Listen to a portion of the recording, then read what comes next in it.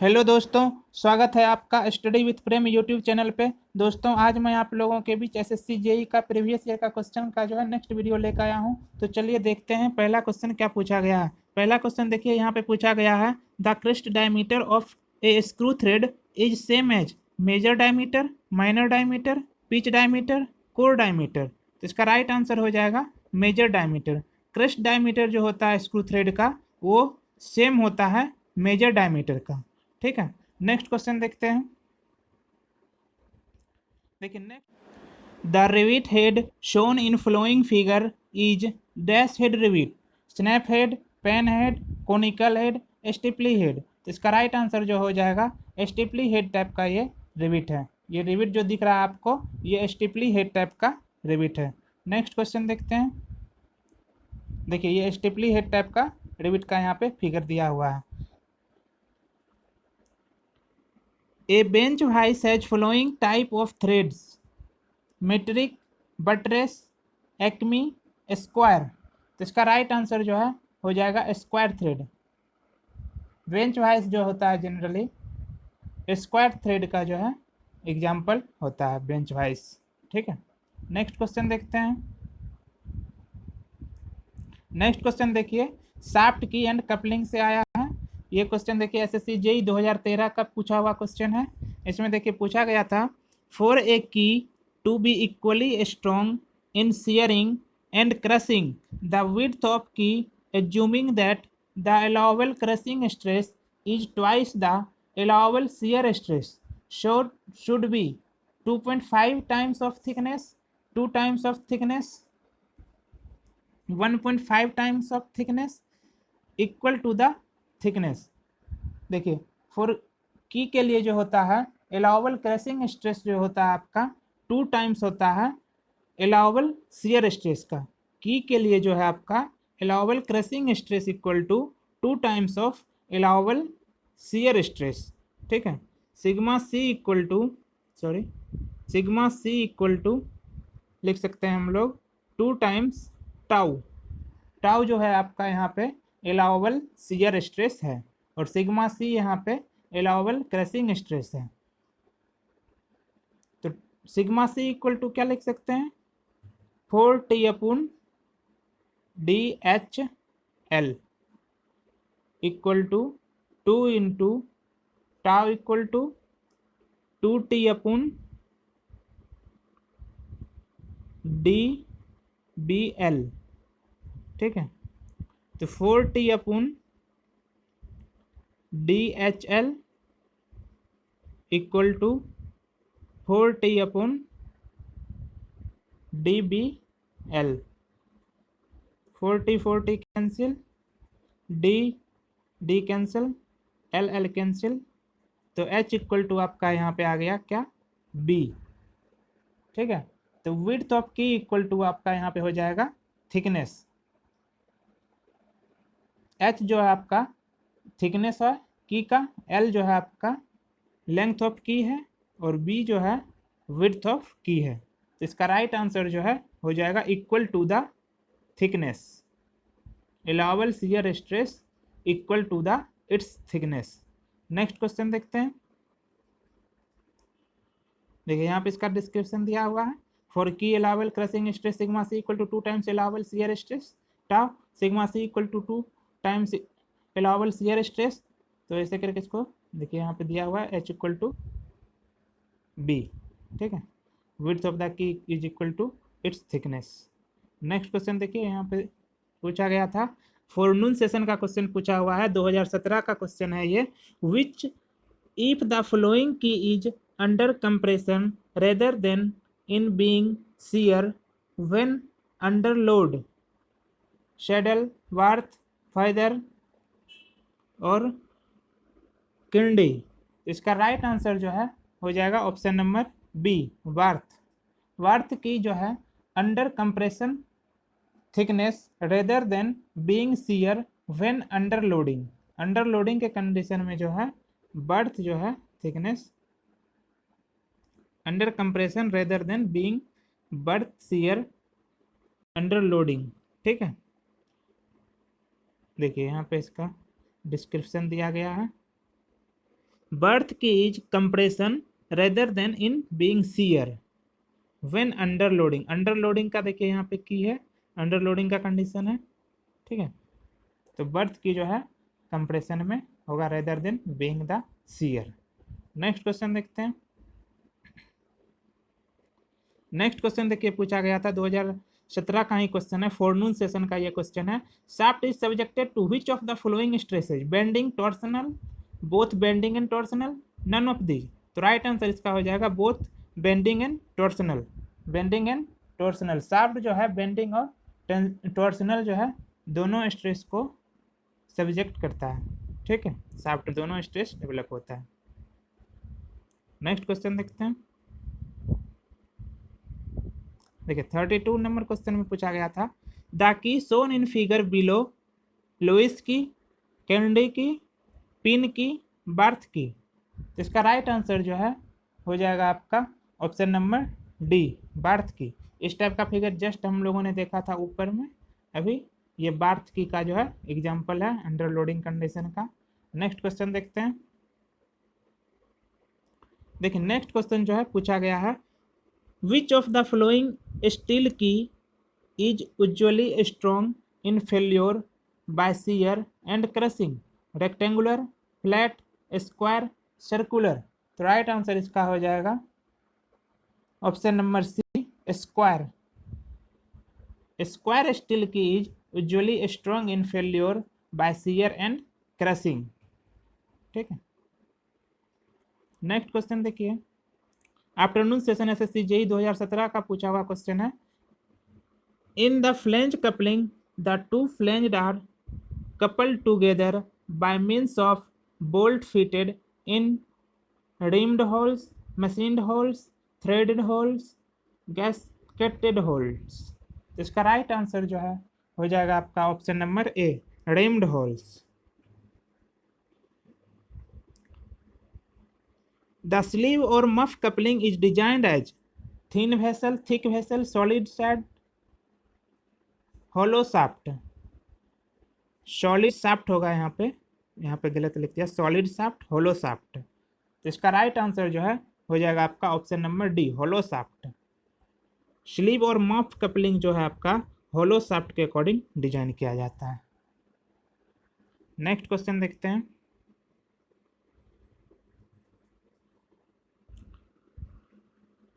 Metal to metal joint is used for application subjected to very high pressure, very high temperature, very high pressure and temperature, severe vibrations। Right answer इसका हो जाएगा option number A, very high pressure. Metal to metal joint is use for application to subjected very high pressure. Very high pressure में जो है metal to metal joint का जो है application होता है। Next question, which of the following key transmits power through frictional resistance only, saddle key, Barth key, Kennedy की, tangent की। तो इसका राइट आंसर जो है हो जाएगा ऑप्शन नंबर ए, शैडल की।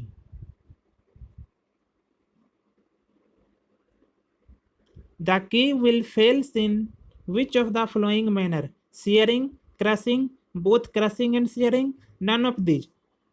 तो इसका राइट आंसर जो है हो जाएगा आपका option number C, both crushing and shearing. Move to next. Feather key are generally tight in shaft and loose in hub, loose in shaft and tight in hub, tight in both shaft and hub, loose in both shaft and hub. Right answer इसका हो जाएगा option number A, tight in shaft and loose in hub. Feather key जो है shaft में tight होता है और loose होता है हब में। Move to next. A key made from a cylindrical disc having segmental cross section is known as Woodruff key, feather key, flat saddle key, गिव हेड की। राइट आंसर इसका हो जाएगा option number A, Woodruff key. Move to next. देखिए ये Woodruff की का आपका example दिया हुआ है और ये फ्लैट शेडेड की का एग्जाम्पल दिया हुआ है और यहाँ पे देखिए ये गिव हेड की का एग्जाम्पल दिया हुआ है। और ये फेदर की का एग्जाम्पल दिया गया है। कभी कभी आपको ये फिगर दे देगा एग्जाम में और पूछ लेगा कि विच of the following figure is which types of की, दे देगा ये ऑप्शन वुडरफ की, फ्लैट सैडल की, गिब्स हेड की, फेदर की। तो आपको इसमें टिक करना है गिब्स हेड की, या ये फिगर भी दे सकता है, कुछ भी ये फिगर से दे सकता है आपको। ठीक है, नेक्स्ट क्वेश्चन देखते हैं। चेन एंड बेल्ट ड्राइव से क्वेश्चन पूछा गया है। Creep in belt occurs due to weak material of the belt, weak material of the pulley, improper crowning, uneven contraction and extension of the belt। तो right answer इसका हो जाएगा option number D.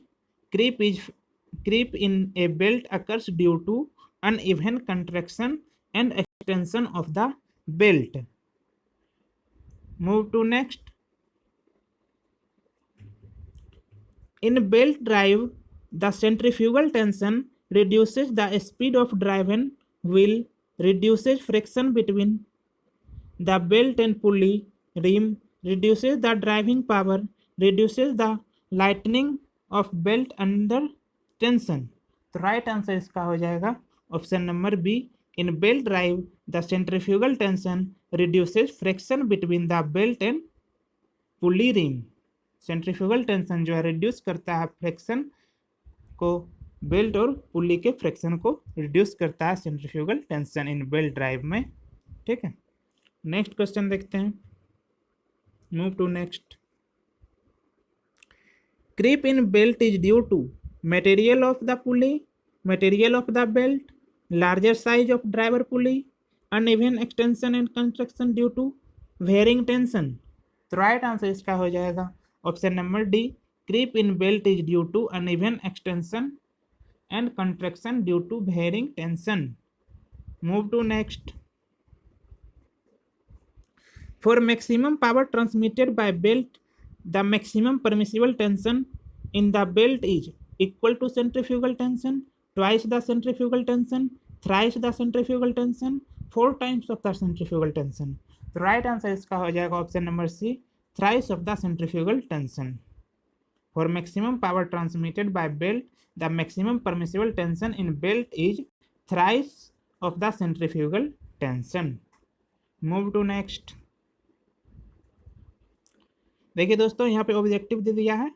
ठीक है, numerical में objective type का numerical दे दिया है। और देखिए यहाँ पे फर्स्ट क्वेश्चन देखिए, ये न्यूमेरिकल है ऑब्जेक्टिव पैटर्न के आधार पर। For a belt open belt drive, the belt speed is 880 meter per minute and the power transmitted is 22.5 kilowatt। What is the difference between the tight side and slack side tension of the belt drive? Tight side और slack side का जो है tension पूछ रहा है belt drive में। देखिए इसको सॉल्व कैसे करेंगे। इन flat belt drive, belt speed यहाँ पे दिया गया है कितना, v इक्वल टू दिया गया है आपका 880 मीटर पर मिनट और पावर दिया गया है आपका 22.5 किलोवाट। ठीक है, पावर ट्रांसमिटेड 22.5 किलोवाट। तो इसको भी को हम लोग चेंज कर लेंगे मीटर पर सेकेंड में। तो मीटर पर सेकेंड में चेंज करेंगे 880 अपन 60 कर देंगे, तो जो होगा आप यहाँ पे लिख लीजिए।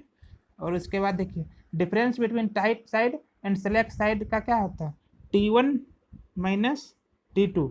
ये हुआ आपका difference between tight side and slack side का जो है टेंशन का डिफरेंस हुआ। ठीक है, तो पावर इक्वल टू हम लोग क्या लिख सकते हैं, पावर इक्वल टू लिख सकते हैं power transmitted equal to T1 minus T2 into भी।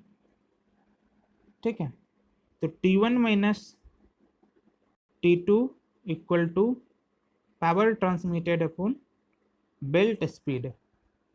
ठीक है, तो power transmitted upon belt speed, power कितना दिया गया है आपका, पावर दिया गया है यहाँ पे 22.5 किलोवाट, किलोवाट को वाट में चेंज कर लेते हैं, इंटू 60 अपॉन 880 अपॉन 60 ऊपर चला गया। इसको सॉल्व करने के बाद आ जाएगा आपका 1534.1 न्यूटन। ठीक है, अप्रोक्सीमेट यहाँ पे 1540 न्यूटन के बराबर लगभग इसका आंसर हो जाएगा जो आपका निकल गया, difference between the tight side and slack side tension T1 minus T2 equal to 1540 newton. ठीक है, नेक्स्ट क्वेश्चन देखते हैं। Move to next. The power transmitted by means of belt depends upon velocity of the belt, tension on the belt, arc of contact between the belt and the smaller pulley, all of the above। तो right answer इसका हो जाएगा all of the above। The power transmitted by means of belt depends upon velocity of the belt, tension of the belt, arc of the contact between the belt and the smaller pulley। Move to next। देखिए यहाँ पे इसका power transmitted का formula, power transmitted equal to T1 minus T2 into shaft speed यहाँ पे दिया गया है, और hence power transmitted equal to, ये देखिए पावर ट्रांसमिटेड का formula T1 into 1 minus 1 by e to the power mu theta into v। Hence power transmitted by means the belt depends upon the its velocity of the belt, tension on belt and arc of contact theta between the belt and the smaller pulley। Move to next। देखिए next question जो है पूछा गया है, the difference between tension on the tight and slack side of a belt drive is 300 Newton if the belt speed is 15 meter per second। The transmitted power in kilowatt is, power transmitted पूछ रहा है in kilowatt, power equal to क्या होगा। ठीक है, difference दिया गया है आपका tension on tight side and slack side, तो T1 minus T2 equal to दिया गया है आपका 3000 न्यूटन, और बेल्ट स्पीड कितना दिया गया, बेल्ट स्पीड जो है यहाँ पे दिया गया है आपका 15 मीटर पर सेकेंड। ठीक है, तो पावर ट्रांसमिटेड का फॉर्मूला क्या होता है, पावर ट्रांसमिटेड का फॉर्मूला होता है T1 minus T2 into belt speed. ठीक है, तो T1 माइनस T2 3000 इंटू 15 तो 45,000 वाट, ये आपका 45 किलोवाट के बराबर है। ठीक है, ऑप्शन नंबर ए इसका सही होगा। नेक्स्ट क्वेश्चन देखते हैं। Move to next. Mass per unit length of the belt of an open belt drive is 1.5 kg per minute if the linear velocity of the belt is 10 meter per second and radius of driving pulley 0.5 meter। Centrifugal tension in the belt is, sorry यहाँ पे हमने बता दिया था open belt drive के लिए 1.5 kg पर metre. ठीक है, देखिए ऑप्शन दिया गया 150 न्यूटन, 600 न्यूटन, 400 न्यूटन, 300 न्यूटन। तो इसको ऑब्जेक्टिव देखिए, ऑब्जेक्टिव टाइप का न्यूमेरिकल दे दिया, इसको सॉल्व करेंगे हम लोग। सेंट्रीफ्यूगल टेंशन का फॉर्मूला क्या होता है इन बेल्ट ड्राइव के लिए, बेल्ट ड्राइव के लिए सेंट्रीफ्यूगल टेंशन का फॉर्मूला होता है mv²। ठीक है, तो मास यहाँ पे दिया गया है आपका कितना 1 मास पर यूनिट लेंथ। देखिए मास पर यूनिट लेंथ, तो यहाँ पे इसका यूनिट हो जाएगा क्या, केजी पर लेंथ का मीटर, मिनट नहीं केजी पर मीटर। ठीक है, तो ये आपका हो गया मास पर यूनिट लेंथ। तो मास पर यूनिट लेंथ दिया गया है आपका 1.5 इंटू 10 टू द पावर 2, 1.5 दिया गया मास पर यूनिट लेंथ, और 10 मीटर पर सेकंड दिया गया आपका इस बेल्ट का जो है स्पीड दिया गया है। ठीक है, तो इसको सॉल्व करेंगे तो आ जाएगा आपका 150 न्यूटन। नेक्स्ट क्वेश्चन देखते हैं। Move to next.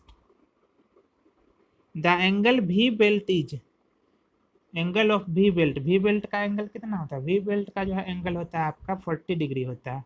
ठीक है, भी बेल्ट का जो है एंगल 40 डिग्री के अप्रोक्स होता है। नेक्स्ट क्वेश्चन देखिए, और ये लास्ट क्वेश्चन है आज के वीडियो का। दोस्तों अगर आपको ये वीडियो अच्छा लगा हो तो आप हमारे चैनल को सब्सक्राइब करना नहीं भूलें।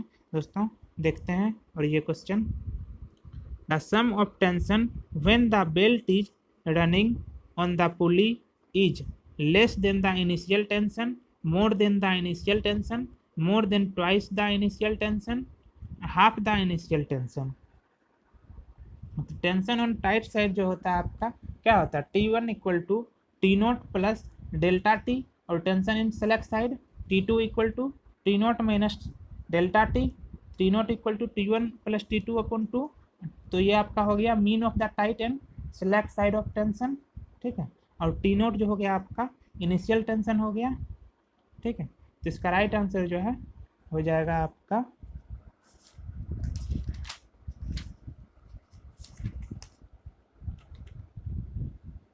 Option number C, more than the twice of the initial tension, ठीक है। ऑप्शन नंबर सी जो है इसका राइट आंसर हो जाएगा। The sum of tension when the belt is running on the pulley is more than the twice the initial tension. दोस्तों ये था हमारा आज का वीडियो। कैसा लगा दोस्तों ये वीडियो, आप हमें कमेंट करके ज़रूर बताएं, ठीक है दोस्तों। और हमारे चैनल को सब्सक्राइब करना नहीं भूलें। Okay, thank you.